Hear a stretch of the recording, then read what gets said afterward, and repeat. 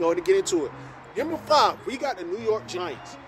Finally overtaking the Kansas City Chiefs. Kansas City Chiefs lost to the Bills. I'll talk about that in the Bills once we discuss their rankings. So, 5-1 are the New York Giants. I said last week, this game against the Ravens is going to tell me all I need to know about the Giants, and they answered the question. But then I got to thinking, the Ravens, their organization, they're doing it all wrong.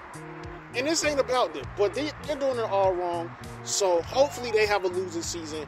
Hopefully they lose so bad, but Lamar Jackson still looks good in between them losing so bad.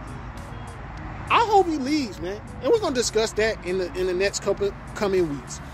5-1, 3-1 at home, 2-0 on the road. That is, the Giants are 0-1 in the division. But, of course, you got to play the Eagles and you got to play the Cowboys at least twice or at once. I don't know. That's crazy. So, it's early in the season. It's early. They haven't even finished playing the Eagles yet. They haven't even finished playing the Cowboys yet. So, both those teams I know are better than the Giants. Of course, when you're look at this, they scored 127 points through six weeks right now, and they've given up 113. That's only a plus 14. So just as much as you're scoring, you're giving up. So that lets me know your defense is not legit and your offense is not legit.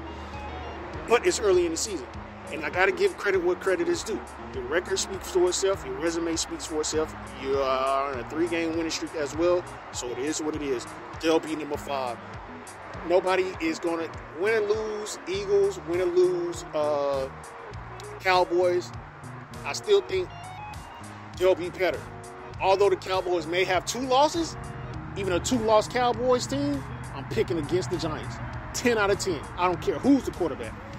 So with that being said, let's go to talk about number 4. Number 4 currently. Now, if the Cowboys lose, they'll drop to number 4. Because I still think the Cowboys, up until this point, better than the Chiefs. That defense for the Cowboys is better than the Chiefs. I don't care who the offensive the quarterback is for the Cowboys. I'm going to show you the difference in their point differential versus the other team's point differential. Minnesota, 139 on the season. They've scored a total of 139 points, and they've given up 118, plus 21 point differential. They're on one of the hottest win streaks right now at 4. So Minnesota currently is at number 4. Now we're going to get into the Cowboys. They're holding this 3 spot down for 3 straight weeks, I think, or 2 straight weeks. I think 2 straight weeks. I think 1 week I had them at number 4. I think it was week 5 I had them at, week 4 I had them at 4, if I'm not mistaken. So we got the Cowboys, man, 4-1, 2-1 at home, 2-0 on the road, 2-0 in the division, so they're undefeated in the division, 3-1 in the conference. And this is where their point differential is different from the Minnesota Vikings and the Giants. They have a plus 21 point differential, but look at this. They haven't given up 100 points yet. And we're 6 weeks into this. They may give up 100 points total tonight, but it took them 6 weeks for all of the teams combined to score 100 points. And it took them playing against the best team in the NFL to do that. We already know the Eagles are going to score a touchdown. So, with that being said, the Giants currently are number 3. The Giants. The Cowboys are currently number 3. If they lose tonight against the Eagles, they will drop to number 4. And the Minnesota Vikings would then leapfrog them to number 3. And that's that. The Buffalo Bills finally did what I needed them to do. Beat the Chiefs, man.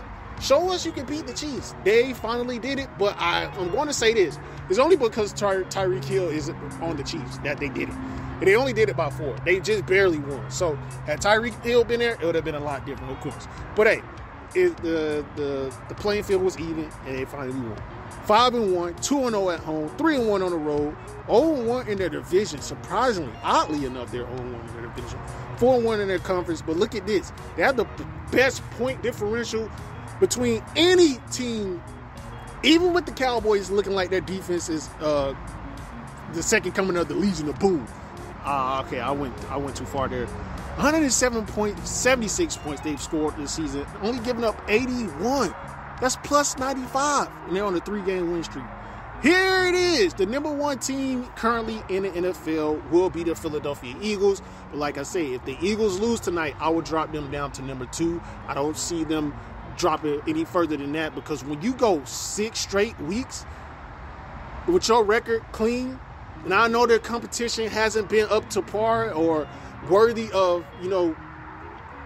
everything that we wanted to be. But when you're the best team up until this point, come on, man. 1 loss on your resume doesn't warrant dropping 2 spots. I say 1 spot. 1 spot is legit.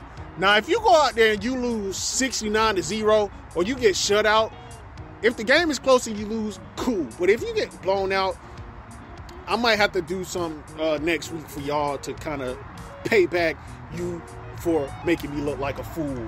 But I got to stick to my schedule. So 5-0 on the road. 5-0. Their record is 5-0. We ain't got to go through their home, away, and division record. You just know they're undefeated. But look at this.